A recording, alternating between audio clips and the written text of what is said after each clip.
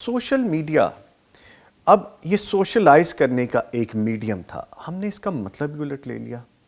ہم نے حیا سے آری زندگی گزارنے کا مطلب اس کو لے لیا. بیڈ روم کی لائف کا جو آپ نے ذکر کیا، جو چیزیں چادر اور چار دیواری کی تھیں، ہم صرف حیا کا لفظ خواتین سے منسوب نہیں کر سکتے. اس میں بچے، بوڑھے، جوان، مرد سب شامل ہیں اس میں. اور جب ہم میم نے جب سوشل میڈیا کی طرف اشارہ کر دیا تو ہم اس کو بھی ڈسکس کر لیتے ہیں. میم وہ چار دیواری کا تقدس تو ہم نے ختم کر دیا، وہ حیا کا جو پیرامیٹر تھا اس سے ہم خود باہر آ گئے.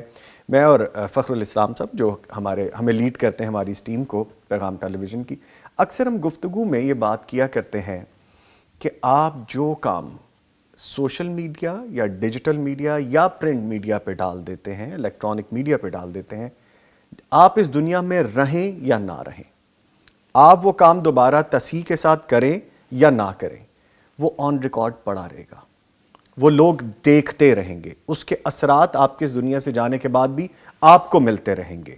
اگر وہ کام حیا والا ہے، جی پلیز. No doubt. جی، اگر وہ کام حیا والا ہے تو اس کا اجر مجھے ملے گا، اور اگر وہ کام بے حیائی والا ہے تو اس کے ثمرات بھی پھر میں بھگتوں گا. تو اس پہ میں چاہوں گا کہ آپ گفتگو کیجئے. ریلی ایسے کتنے ہی لوگ ہیں جی جن کی وفات کے بعد ان کا انسٹا، ان کے دوسرے چینلز جو ہیں، فیس بک ہے یا دوسرے چینلز ہیں، ان پر جو کچھ وہ چھوڑ گئے ہیں، جی پیچھے والے اس کو یعنی اس کی وجہ سے یعنی تکلیف فیل کرتے رہتے ہیں کہ جانے اب ان کا اگلا معاملہ کیا ہو رہا ہوگا. کیونکہ بہت ساری چیزیں چھپی رہتی ہیں، لیکن کتنی ہی چیزیں ہیں جو یعنی سب لوگوں کے سامنے آ جاتی ہیں. کتنے لوگ ہیں جو کہتے ہیں کہ ہم ہائیڈ کر دیتے ہیں بہت ساری چیزوں کو، کچھ بھی ہائیڈ نہیں ہوتا.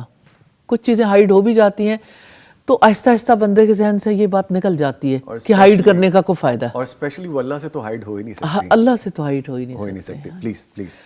تو بنیادی طور پر اگر آپ دیکھیں تو ابلیس نے پہلا بار آدم علیہ السلام اور حضرت حوا پر جو کیا تھا ان کی حیا پر ہی کیا تھا.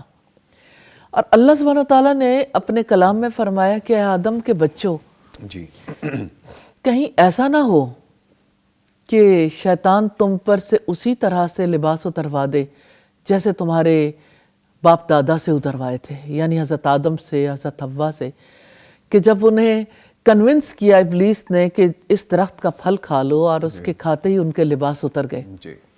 تو یہ پہلا وار تھا، اور اللہ سبحانہ تعالیٰ نے اس کے بارے میں انڈیکیٹ کیا ہے اور آگاہ کیا ہے کہ آئندہ بھی ابلیس اسی طرح سے آپ کے اندر در آئے گا، اور آپ کی سوسائٹی میں آپ لوگوں کے خیالات، آپ لوگوں کے اعمال، آپ کی سوشل لائف، آپ کی جو زمین کی زندگی ہے، اس زندگی میں وہ زہر ڈالنے کی کوشش کرے گا. ہم اسی دور سے گزر رہے ہیں میم، اسی وقت سے گزر رہے ہیں ہم. جی یہ دیکھیں، یہ آغاز تو جنت سے ہی ہو گیا تھا، اور زمین پر آنے کے بعد جب کبھی ابلیس کسی سوسائٹی کو خراب کرنا چاہتا ہے تو اس کی حیا ہی کو خراب کرتا ہے.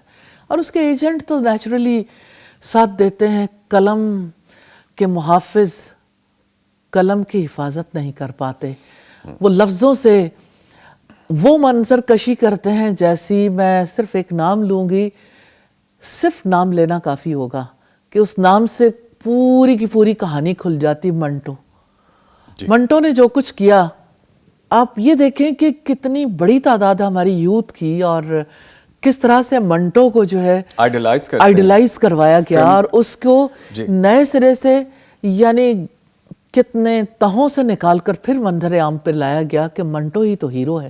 تو منٹو کس چیز کا ہیرو ہے؟ منٹو نے حیا کو تار تار کر کے رکھ دیا، اپنے لفظوں سے وہ چیزیں بیان کی جس کی وجہ سے کسی کے اندر بھی حیا نہ رہے.